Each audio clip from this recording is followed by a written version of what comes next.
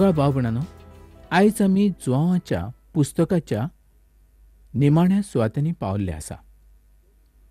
आनी हे निमाणे 2 आविसोर खूब म्हत्वाचे अशे आविसोर जावन आसा. तातूंत आमकां जायते गजाली पळोवंक मेळटा. तातूंत मनशाचें चित्र आमकां दिश्टी पडटा आनी देवाचें चित्र आमकां दिश्टी पडटा. आमी एक जाण जावंक जाय की जेजून जें कितें दूख आनी त्रास सोंसलें आनी मरण सोंसलें तें आपणाच्या गुन्यांवाक लागून न्हय, पूण तुज्या आनी म्हज्या पातकांक लागून हें सगळें ताणें सोंसलेलें आसा. तुका आनी म्हाका सुटका मेळची हीच ताजी येवजण जावन आसली. आमकां निश्कलंक अशें करचें होच पुरावो सगळ्या संवसाराक दाखोळ करून दिवचें पसत हें सगळें घडलेलें आसा. त्या उपरांत ताका गरज नासली की आमच्या पसत मरच्याक, कारण तो एकदांच मेलो आनी एकदांच पुनर्जिवंत जालो आनी एकदांच स्वर्गार चडलो. मोगा भाव भयणांनो, म्हाका दिसता ह्या सुवातेर म्हणजे जोआवाच्या 20व्या आविसरांत आनी 21 ह्या वळी प्रमाणे जर आमी पळयलें तर तो शांती संबंदी उलयता. ती दुसरी शांती जावन आसा. 19व्या वळीन सांगलेल्या प्रमाणे ती सुटके संबंदी मेळणारी शांती जावन आसा. ती देवाची शांती जावन आसा. सुटकेचें काम पूर्ण जाल्लें आसा. ही शांती मॅथ्यूवाच्या 11व्या आविसरांत आनी 28व्या वळीन आमकां दिसून येता. म्हणजे त्या सुवातेचेर अशें बरयल्लें आसा, सगळीं तुमी कश्ट करतात आनी व्हड भार घेवन आसात, ती म्हजेशी येयात आनी हांव तुमकां समाधान करतलों. हें सुटके संबंदी समाधान जावचें पसत मेळ्ळेली शांती जावन आसा. ही सुटकेची शांती जावन आसा. ही दुसरेच तरेची शांती जावन आसा. ही जांच्या पसत शांती जावन आसा जे देवाच्या एकचारांत रावन ताजी खुशी पूर्ण करतात तांच्या पसत. ही शांती मॅथ्यूवाच्या 11व्या आविसरांत आनी 29व्या वळीन सांगलेली आसा. म्हजें जूं तुमचेर घेयात आनी म्हजे लागीं शिकात, कित्याक हांव शांत आनी ल्हानवीक काळजाचो आनी तुमच्या जिवाक समाधान करतलों. सुटका पूर्ण जाल्ली आसा. आतां तो तांकां जशें बापान तांकां पाठयल्लें तशें तांकां तो पाठयता. हें ताणें आदींच ताच्या मागण्यांत म्हटलेलें आसलें. जोआवाच्या 17व्या आविसरांत आनी 18व्या वळीन अशें सांगलेलें आसा, जशें तुवें म्हाका संवसारांत पाठयलां तशेंच हांवूय तांकां संवसारांत पाठयतां. जोआवाचो 20वो आविसर आनी 22वी वळ आमकां अशें सांगता, इतिहासांतलो हो काळ कायदो आनी कुरपा ह्या मदलो सालवार जावपाचो काळ जावन आसलो. ह्या लोकांचें जिवीत आनी दुनिया जेजूची सेवा आनी ताचें मरण, पुनर्जिवंतपण आनी पेंटकोस्ताचो दीस ह्या मदलो हो काळ जावन आसा.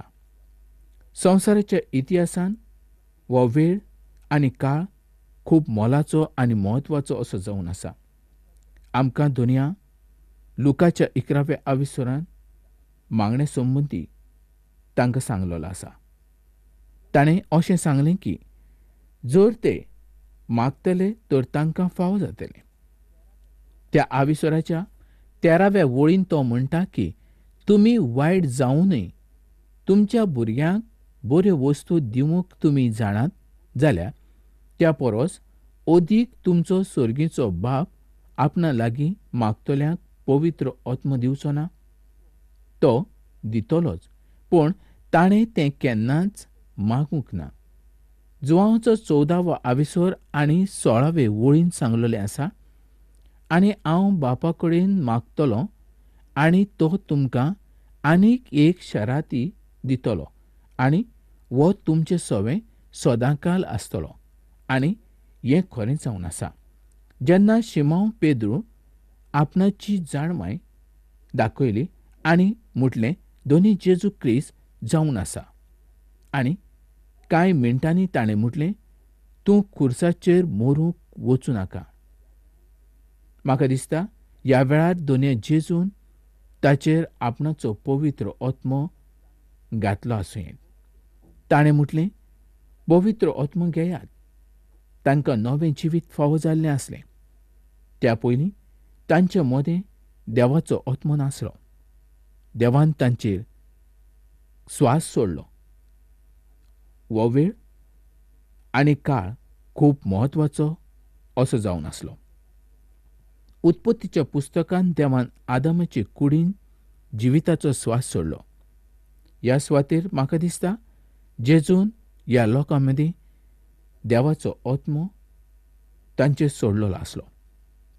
पेंटकॉस्टाच्या दिसा पवित्र आत्मो येवन क्रिस्ताच्या कुडीन तांचो बाप्तिजम जाल्लो आसलो.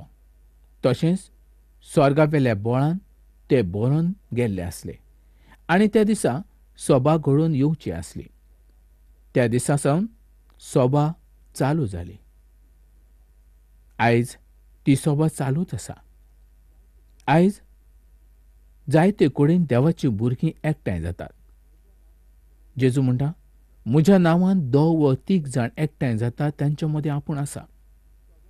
मोगाळ भाव भयणांनो, सभा म्हणजे आमी अशें समजुचें न्हय की ती एक घर जावन आसा म्हूण. सभा जावन आसा तूं आनी हांव. आमच्या मदें दोनी जेजू आसा तेन्नाच ती सभा जावंक पावता. 23वी ओळ खूब म्हत्वाची अशी जावन आसा, ज्या संबंदी लोकांचो व्हड गैरसमज जाल्लो आसा. धर्मदुतांच्या इतिहासान वो खंयच्याय चिटीन आमकां ह्या घोडये संबंदी वाचूंक मेळना की सिसांनी कोणाचें पातकाचें बोगसणें केलें म्हणून. सिसांक तो अधिकार नासलो. हो अधिकार फकत दोनूय जेजू क्रिस्ताकूच आसलो. पातकाचें बोगसणें मनशान दिवंक जायना. आयज ज्यो चाली रिती ह्या संवसारांत दिश्टी पडटात त्यो मनशांनी केल्ल्यो चाली आनी रिती जावन आसा. आमी आमचें पातकाचें बोगसणें आयज मनशा कडेन मागतात. मनीस तुज्या पासत मेला मोगाळ इश्टा? ना. कोण तुज्या पासत मेला? फकत दोनी जेजू क्रिस्त मेला. जेजू क्रिस्ताच्या रोगता वरवींच आमकां पातकाचें बोगसणें मेळूंक शकता. पोरण्या पातकाचें बोगसणें म्हणजे जेन्ना क्रिस्त येतलो आनी पातका पासत आपलो जीव दितलो तेन्नाच बोगसणें मेळटलें हें बरयल्लें आसलें. आनी आयज जेन्ना आमी दोनूय जेजूचेर विस्वास दवरतात तेन्ना आमकां पातकाचें बोगसणें फावो जाल्लें आसा. देव बापान आमचीं सगळीं पातकां क्रिस्ताच्या रोगता वरवीं नाटक केल्लीं आसा. क्रिस्त आमचे पासत मेल्लो आसा. जर तो मरूंक नासलो जाल्यार आमकां पातकाचें बोगसणें फावो जावचें नासलें. तुज्यान आनी म्हज्यान पातकाचें बोगसणें कोणाक दिवंक जाता? ना. आमच्या पातकाचें बोगसणें आमी मागूंक जाय. आमी कोणाच्या पातकां पासत मरना. निमूण संवसाराचो कोणूच मनीस कोणाच्या पातका पासत मरूंक तयार ना आनी मेल्लोय ना. पयलीं मेल्लो ना, आतांय मरूंक ना आनी फुडें मरचो ना. पूण जेजू संवसाराच्या औरुंबाक सावन जे मनीस ह्या संवसारांत जियेले तांच्या पातका पासत मेलो. सगल्यांची पातकां ताणें आपणाचेर घेतलीं. कारण कोणाकूच खास्त फावो जावची न्हय. इफेर्न कोणाकूच फावो जावचें न्हय. तर सगल्यांक सासणाचें जिवीत मेळचें हीच ताजी येवजण जाली. आनी आयज तो तुका आनी म्हाका वळखणारो असो देव जावन आसा. मोगाळ भाव भयणांनो, खंयच्या तरी देवान तुज्या पासत आनी म्हज्या पासत जीव दिला हें तुवें केन्ना आयकलां? ना. हांवें तर केन्नाच आयकूंक ना. तुवें केन्ना आयकलां? म्हाका दिसना तुवें केन्ना आयकलां म्हूण.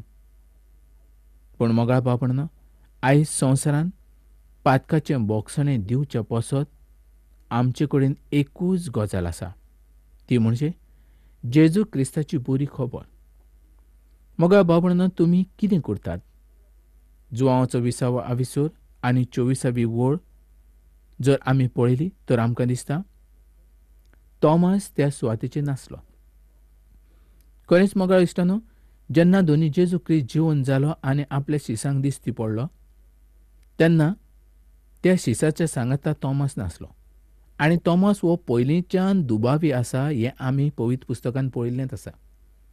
आनी ह्याय वेळार तो हांगासर ना. म्हाका दिसता तो एकटो रावपी मनीस आसलो आसूं येत वो दुबावी मनीस आसलो आसूं येत.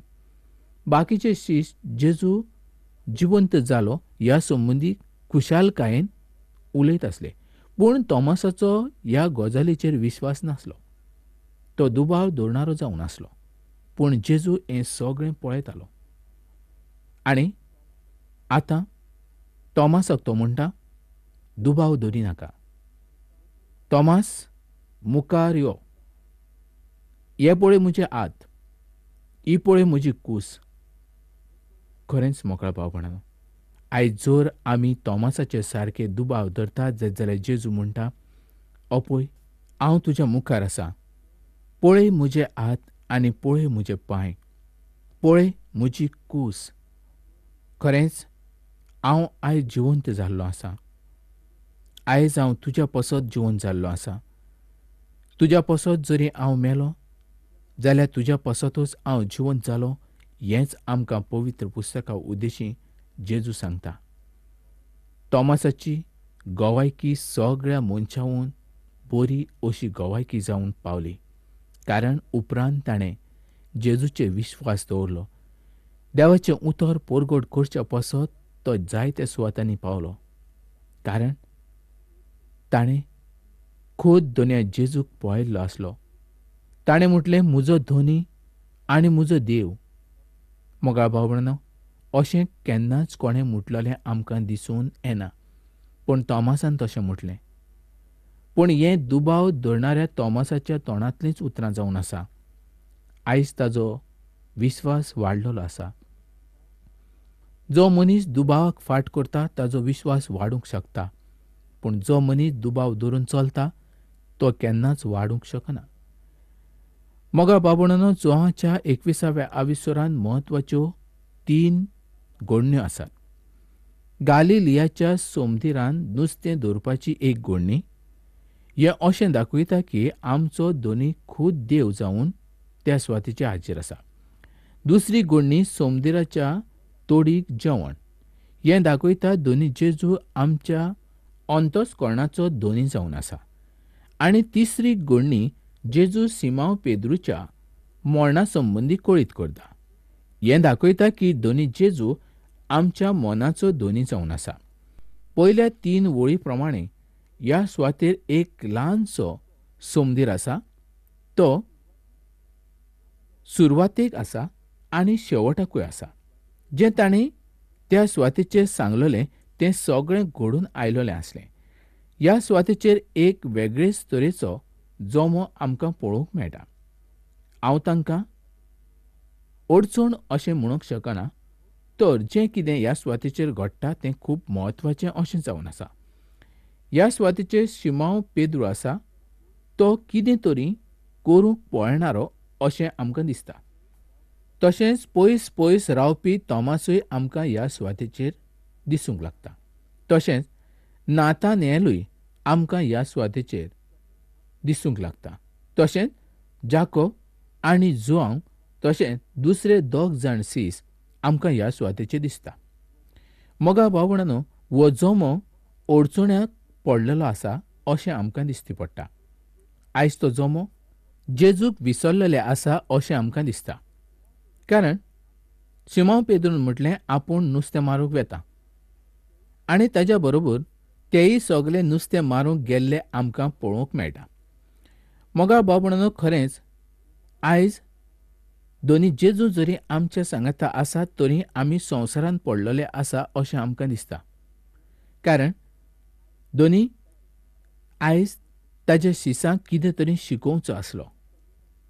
आयज ताचे सांगाता ताजे शीस आसूंक जाय आसले, पूण ते पयस आसा. हें कित्याक घडलें? तर ताच्या शिसांनी ताजेर विश्वास दवरूंक ना देखून. जसो ताच्या शिसांचो विश्वास आसलो तसोच आमचोय जायते फावटी विश्वास आलता. आमकां अशें दिसता खरेंच दोनी जेजू आमच्या सांगाता आसा काय ना. आमी जायते फावटी विसरतात देव आमच्या सांगाता ना म्हूण. मोगाळ भाव भयणीनो, खरेंच देव आमचे कडलो केन्नाच पयस आसना. तो आमचे थंय लागींच आसता. पूण ह्या वेळार जेन्ना ताचे शीस पयस गेले तेन्ना तांकां परत कामाचेर नेमचे पसत दोन जेजू क्रिस्ताक 40 दीस ह्या संवसारांत परत रावचें पडलें. तांकां ताणें आपयले आनी तांकां ताणें कामाचेर नेमले. पवित्र पुस्तक सांगता की शिमाव पेद्रू हो बरो नुस्तेकार आसलो. तो बरें जाळ घालणारो आसलो. तो तलवार चोळणार नासलो. पूण ज्या सुवातेचेर ते परत नुस्तें मारूंक गेले त्या वेळार तांकां कांयच मेळूंक नासलें. आनी तांणी रातभर त्या सुवातेचेर कश्ट केले, पूण कांयच ताणें धरूंक ना. खरें म्हटल्यार देवान ताका मनशां दवरपाचो असो मनीस केल्लो आसलो. असलो खारवी ताका केल्लो आसलो. पूण देवाचें उतर सोडून तो पयस गेल्लो आसलो. मोगा भाव भयणींनो, खरेंच जायते फावटी देवाचें उतर आमी सोडटात, आमी पयस वेता. आमकां कांयच फायदो मेळना. आमी अडचण्यान पडल्या उपरांत आमकां उगडास येता, आरे हांवें हें करपाचें न्हय. जें करूंक नाका आसलें तेंच हांवें केलें. त्याच पासत हें दूख म्हजेर आयलें. अशें आमकां केन्ना कळटा? जेन्ना आमचेर दूख येता तेन्ना. आयज असल्या अडचणींत जर तूं सांपडला जाल्यार भियेनाका. जेजू तुका साणिना, निमूळ सोडिना. तूं जेजू पासून पयस वचूं, पूण तो तुका पयस करिना. तूं परत लागीं यो. तुजी चूक तूं कबूल कर. तुका तो वेंगूंक सोदता. तुज्या पातकाचें तो बोगसाणें दिवंक शकता.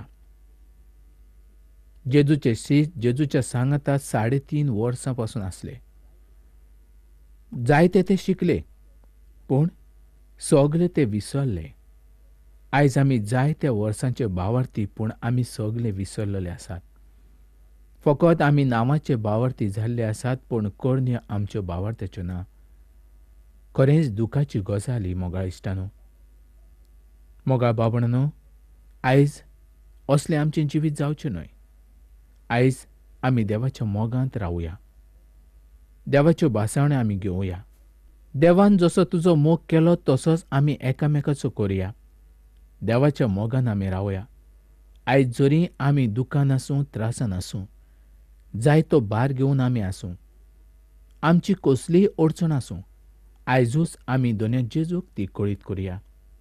तर मोगाळ भाव भयणानो, आयज तुमची जायती मागणी आसतली. जेन्ना तूं आमकां कळयता तेन्ना आमकां खरी खुशालकाय भोगता की ही कार्यावळ कोण तरी आयकता म्हणून. तर मोगाळ भाव भयणानो, आयज तुजी मागणी कितें आसा आयजूच तूं म्हाका कळय. हांव तुज्या पासत मागणी करूंक पळयतलों. तर मोगाळ भाव भयणानो, ही कार्यावळ आमी हांगा सोंपोवया.